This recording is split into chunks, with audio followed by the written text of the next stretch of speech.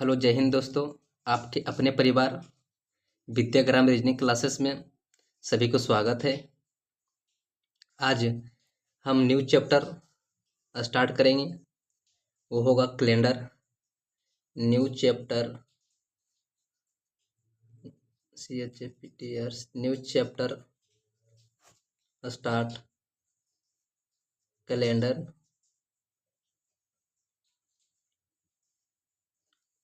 आज हम लोग कैलेंडर को जानेंगे, किस प्रकार कैलेंडर से प्रश्न पूछे जाते हैं और जो भी एग्जाम होता है उसमें पूछे जाने वाला इसका परसेंटेज लगभग अच्छा ही रहा है।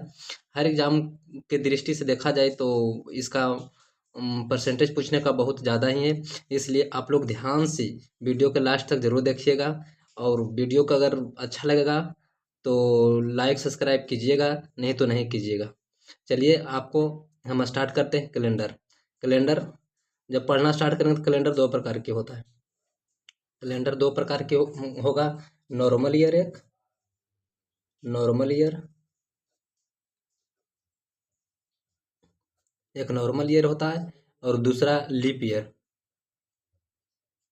दूसरा लीप ईयर।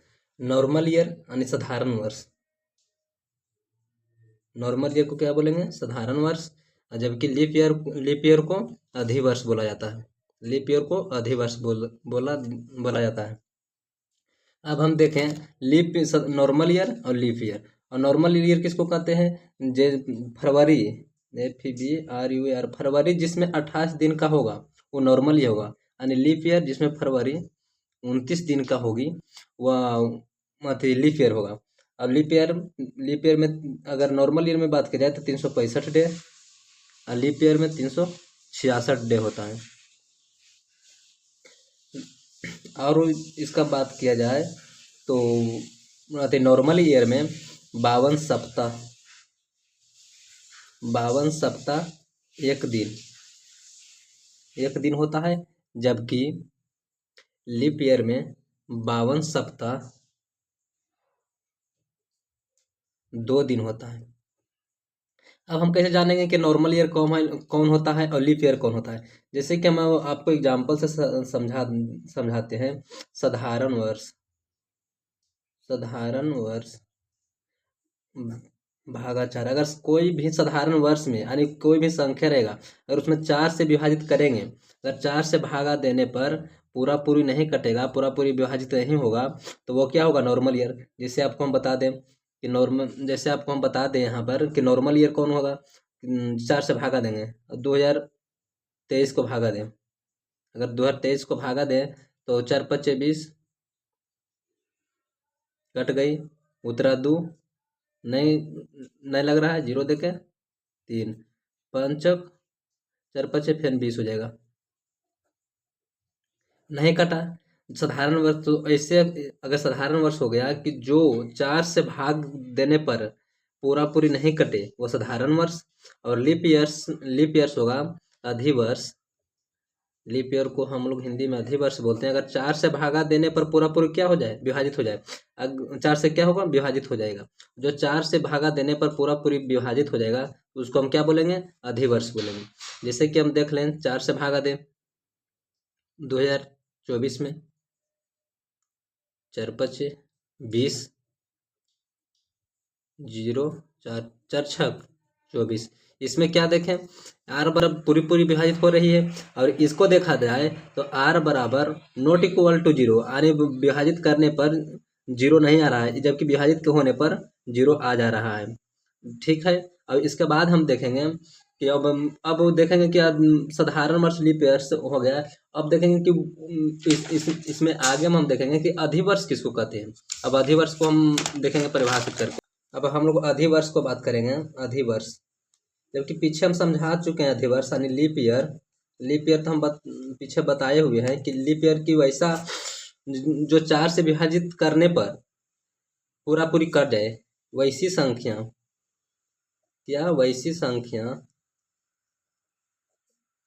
जो 4 से विभाजित करने पर पूरा पूरी कट जाए उसे क्या कहेंगे, अधिवर्ष कहेंगे। और फिर उसी हो जाएगा अधिवर्ष, फिर साधारण वर्ष। साधारण वर्ष का उल्टा हो गया। साधारण वर्ष हो गया कि जो नॉर्मल ईयर हो गया कि जो 4 से विभाजित कर वैसी संख्या जो 4 से विभाजित करने पर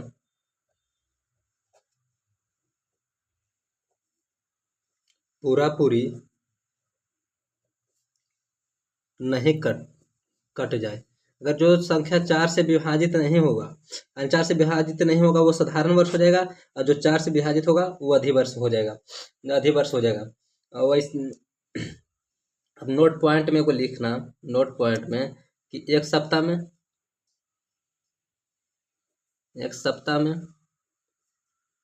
7 दिन होता है। ये कैलेंडर के लिए याद रखना बहुत जरूरी है। एक सप्ताह में 7 दिन। अब देखेंगे 0 1 2 3 4 5 6 हो जाएगा। और 7 पर, तो 7 से भागा देंगे, इसे हमेशा 0 रहेगा।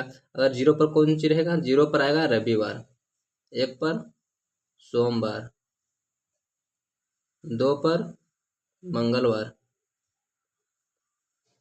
3 पर बुधवार, 4 पर गुरुवार, इसी को बृहस्पतिवार भी बोलते हैं, 5 पर शुक्रवार, 6 पर शनिवार।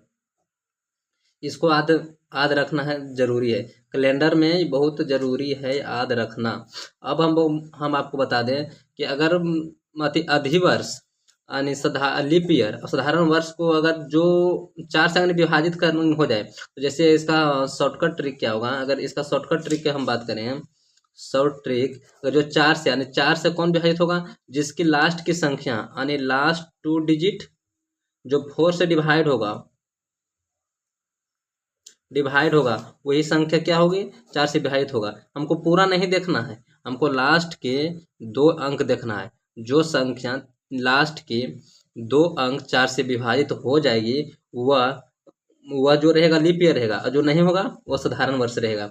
ठीक है, इसी प्रकार से अब हम निकालेंगे ऑड विषम दिन। देखेंगे कि जनवरी में कितना विषम दिन होता है, फरवरी में कितना विषम दिन होता है। तो विषम दिन यानी ऑड डे, ऑड डे हो गया कि वैसी संख्या जो 7 से भागा देने पर प्राप्त शेषफल जो बचेगा वही विषम दिन होगा। यानी देखा जाए अधिक किसी संख्या में 7 से विभाजित करने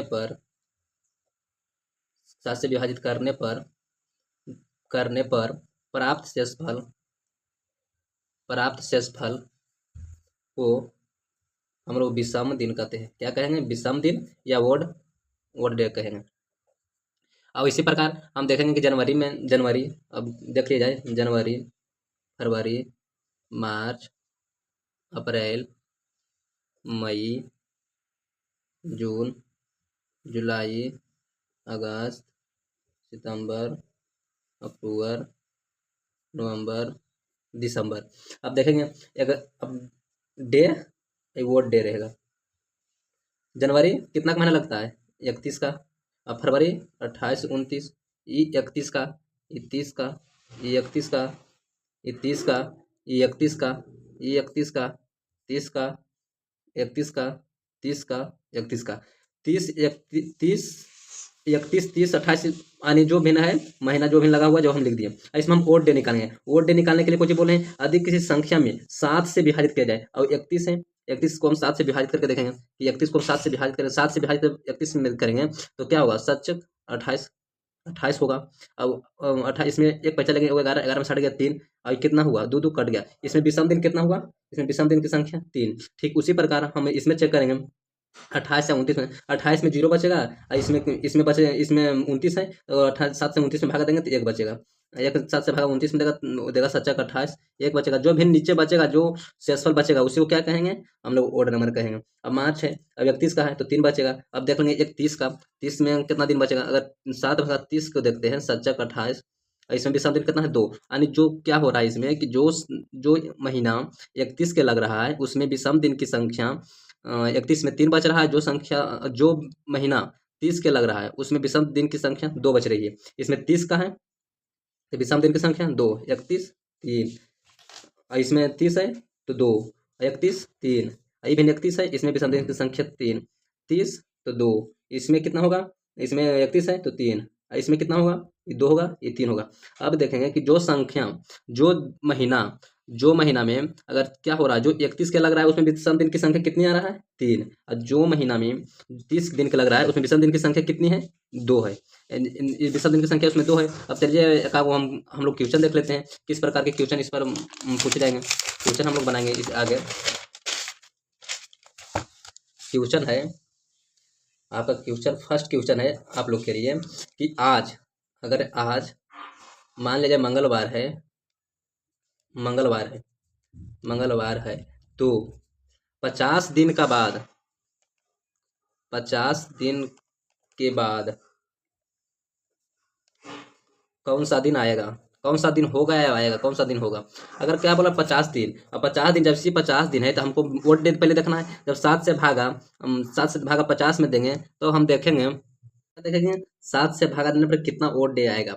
7 से भागा देंगे तो 7 से भागा देंगे, इसमें 7 49 आएगा, काट देंगे, शेषफल होगा, जो शेषफल आएगा वो क्या होगा विषम दिन। आपको हम बताए थे 0 पर रविवार, 0 पर क्या होगा रविवार, 1 पर सोमवार, 2 पर मंगलवार, 3 पर बुधवार, 4 पर गुरुवार, 5 पर शुक्रवार, 6 पर शनिवार। ये तो हम आपको बता चुके हैं। वैसे अगर एक दिन विषम दिन आया है, अब मंगलवार है यानी 1 आया है तो क्या होगा बाद मतलब क्या होगा आगे जैसे होगा 50 दिन है, पहले क्या है आज मंगलवार है, अब विषम दिन कितना आया है 1, तो मंगलवार है, आज मंगलवार है, विषम दिन 1 है, 1 जोड़ देंगे, अगर मंगल में 1 जोड़ेंगे तो क्या हो जाएगा बुध।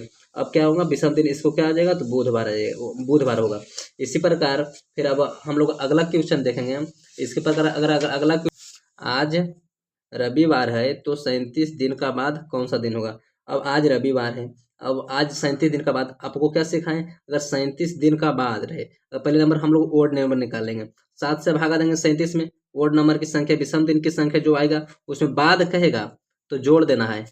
क्या कहेंगे, अगर बाद आएगा तो प्लस, अब पहले आएगा तो माइनस करेंगे, बाद में प्लस और पहले में माइनस। अब 7 से हम भागा देंगे इसमें तो 7 × 35 आ जाएगी, 7 × 35 आएगा, 7 × 35, इसमें 7 में से 5 गया, 2 बचा।